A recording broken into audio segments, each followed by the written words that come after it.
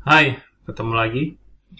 Kita akan melanjutkan untuk proses selanjutnya, di mana tadi kita sudah melakukan install Redis dan Postgre di Docker. Nah, sekarang setelah ini kita perlu membuat service. Yang pertama kita akan membuat akun service. Akun service lalu kita akan mengkonekkan ke Redis.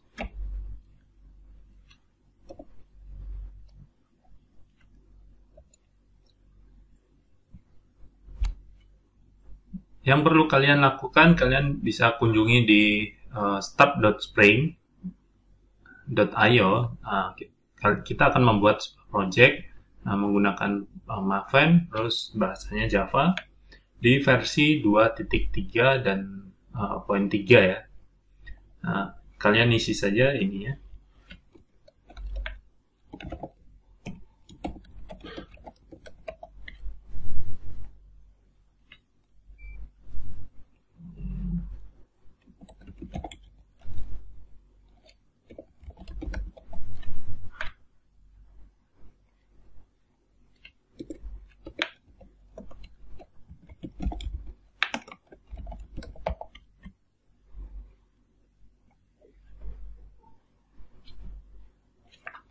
Nah, setelah kalian isi, di sini saya memberikan nama akun service.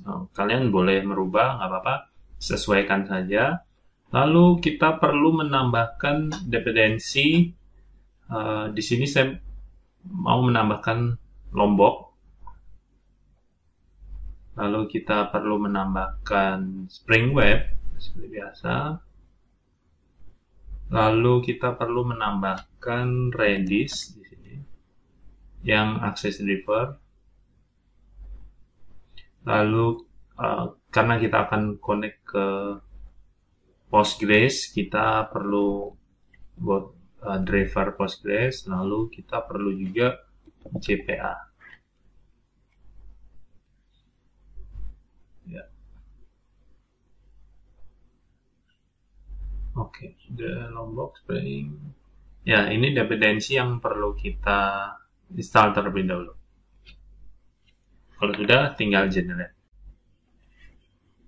Nah, ini setelah dibuka projectnya, kita import dulu untuk dependensinya. Lalu yang perlu kita lakukan adalah membuat ini ya, config-nya dulu. Kita kasih nama name. Di sini kita kasih nama akun atau akun service boleh, tapi biar lebih singkat kita kasih nama akun. Lalu untuk portnya di sini saya mencontohkan 8010 ya untuk service akun. Lalu di sini kita perlu menambahkan setting untuk Redis. Nah, kita perlu connect Redis, jadi kita perlu menambahkan ini. Ketik aja Redis, hostnya localhost, lalu Redis, portnya 6379, lalu Redis timeout-nya kita kasih 10 second aja. Nah, ini untuk Redis. Lalu untuk Postgres. Nah, untuk Postgres di sini saya copy saja. Nah, tinggal dimasukin platformnya, lalu URL-nya ngarah ke port sesuai yang teman-teman tadi ya. Di mana tadi? Nah, misalkan di sini kemudian saya pakai di 5434. Jika teman-teman tadi waktu install ini nggak dirubah, ya berarti 5432. Gitu ya. Lalu di sini kita namakan database-nya akun. Lalu username-nya, default-nya adalah Postgres, dan password-nya sesuai yang Di sini juga. Nah, di sini saya menggunakan ini ya, My Secret Password.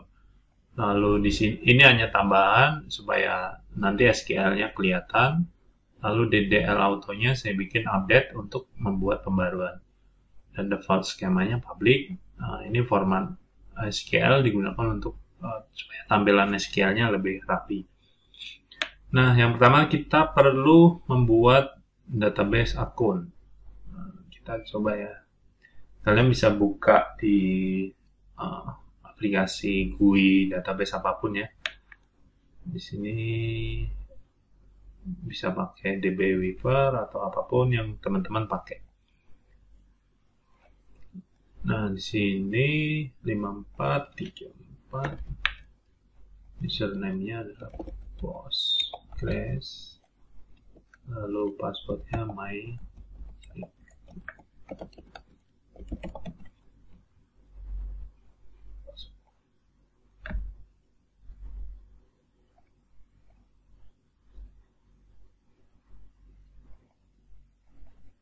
Nah, yang kita perlu adalah membuat satu database yang namanya account. Oke, good. Nah, udah. Setelah udah, kita kembali ke properties ini. Kita sudah sesuai akun, lalu kita perlu membuat sebuah config ya. Di sini kita membuat config.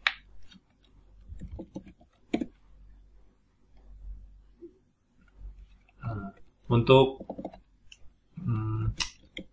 config secara generik saya biasanya simpan di app.config. Nah, di sini kita perlu menambahkan annotation configuration, lalu enable JPA auditing. Ini fungsi untuk nanti ketika kita menggunakan ke Postgres JPA auditing. Lalu kita perlu membuat sebuah config-nya kita beri nama Redis config. Nah, sama kita perlu menambahkan configuration annotation. Lalu yang kedua kita perlu menambahkan enable Redis repositories ya. Nah, di sini kita perlu menambahkan private string Redis host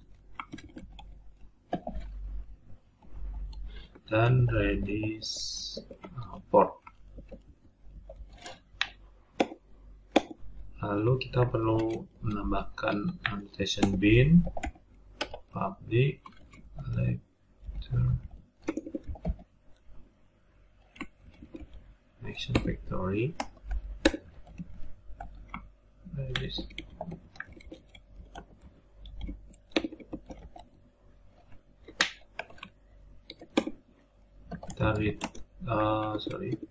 Kita perlu new Redis standalone configuration. Kita masukkan Redis host lalu port Redis portnya.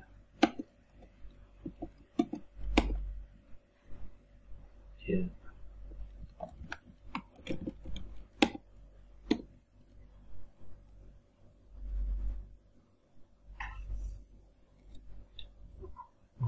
Redis standalone.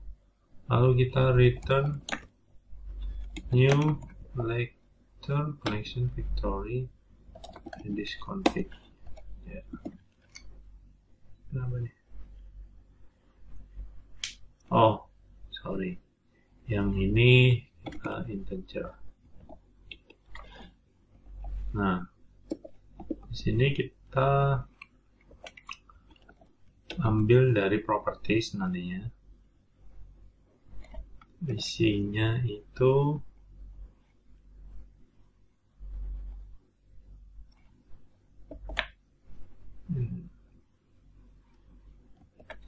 kita sesuaikan yang ada di properties. Ini tuh sesuai yang ada di properties.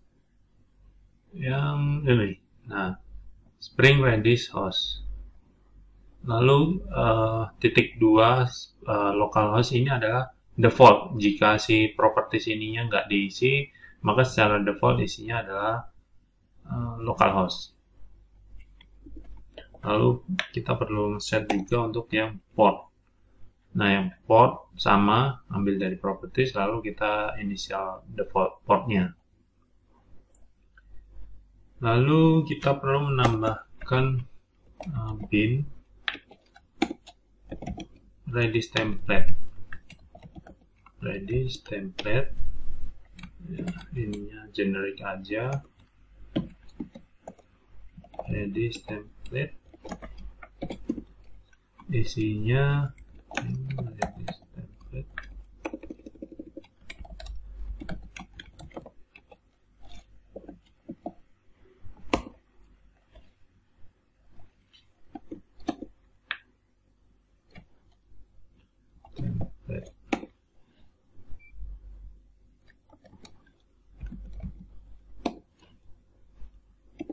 Nah, terus kita perlu set connection factory-nya, yaitu Redis connection factory. Lalu kita perlu set value serialis. Nah, ini new checksum serialis, ya, tipenya string.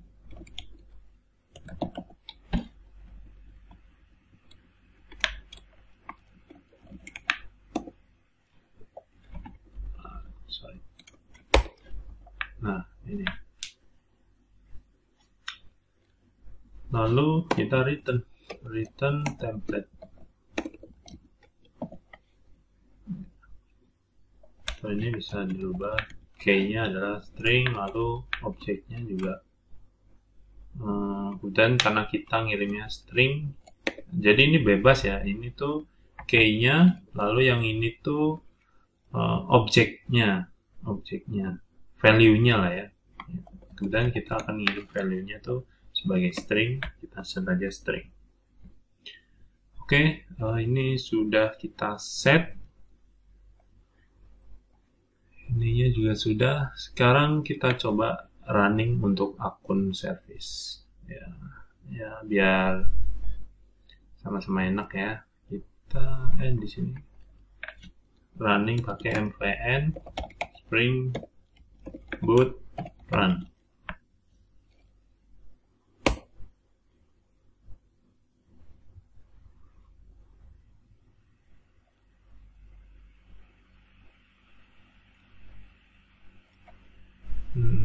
Udah aman ya untuk koneksi sepertinya. Oke. Sekarang kita close. Kita stop saja.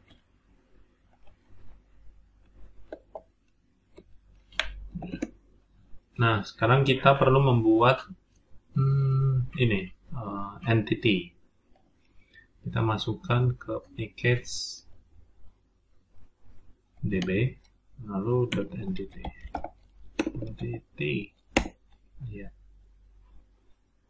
Di sini kita akan membuat dua entity.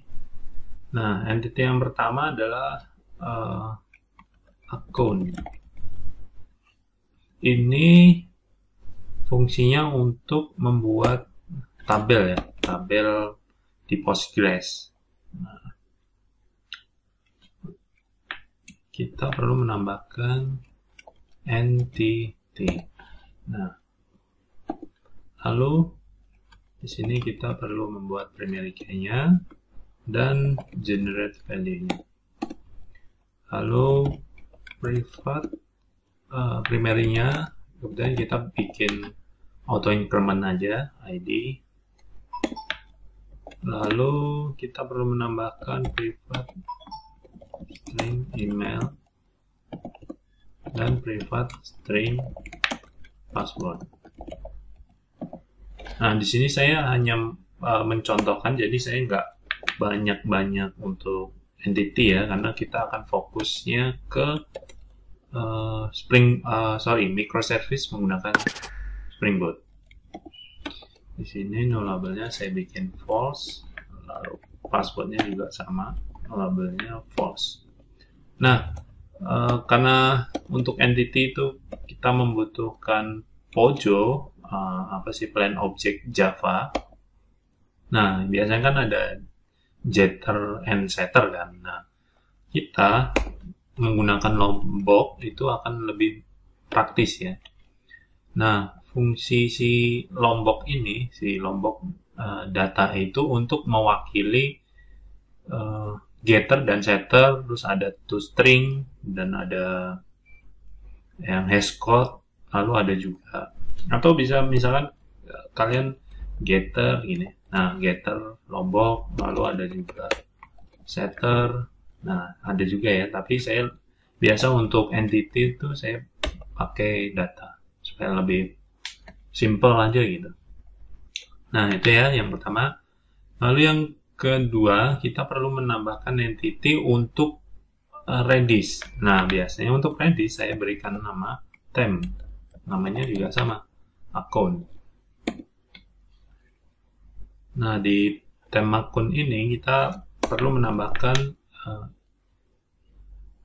namanya Redis hash. Lalu kita kasih nama akun. Key-nya adalah akun. Lalu kita kasih expired ya. Expired jika registernya udah lebih dari misalkan. Nah, di sini saya set 3600 second. Itu artinya 1 jam. 60 kali 6. Ya. Saya set 1 jam di sini ya. 60 detik kali 60 second kali 60 detik. Ya, 1 menit. Lalu di dalamnya ada ID. Lalu string. ID-nya menggunakan string saja. Lalu di sini privat string email. Lalu kita perlu menambahkan privat boolean valid. Defaultnya false.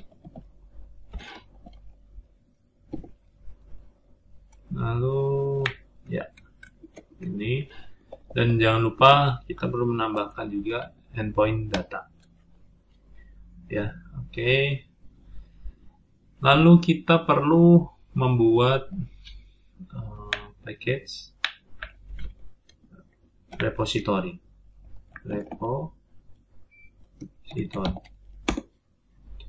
Nah, repository ini interface ya, interface sesuai namanya saja, account repository. Interface. Lalu di sini tinggal nambahkan repository. Lalu di sini kita perlu extend JPA repository. Entity-nya kita ambil dari account. Lalu ID-nya itu tipenya long. Oke, sampai sini dulu. Lalu kita perlu menambahkan satu lagi repository untuk Redis ya, temp account repository. Nah, kita perlu menambahkan juga repository. Untuk yang ini kita perlu extend crud repository.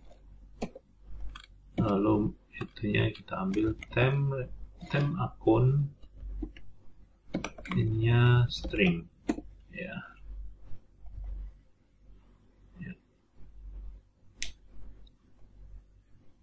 Oke.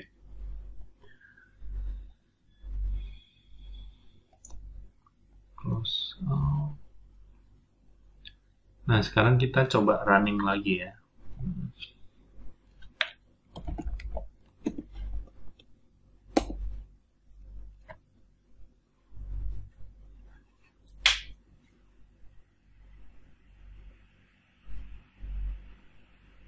Nah, di sini sudah kelihatan create untuk yang di Postgres. Kita lihat di Postgres-nya apakah sudah ada.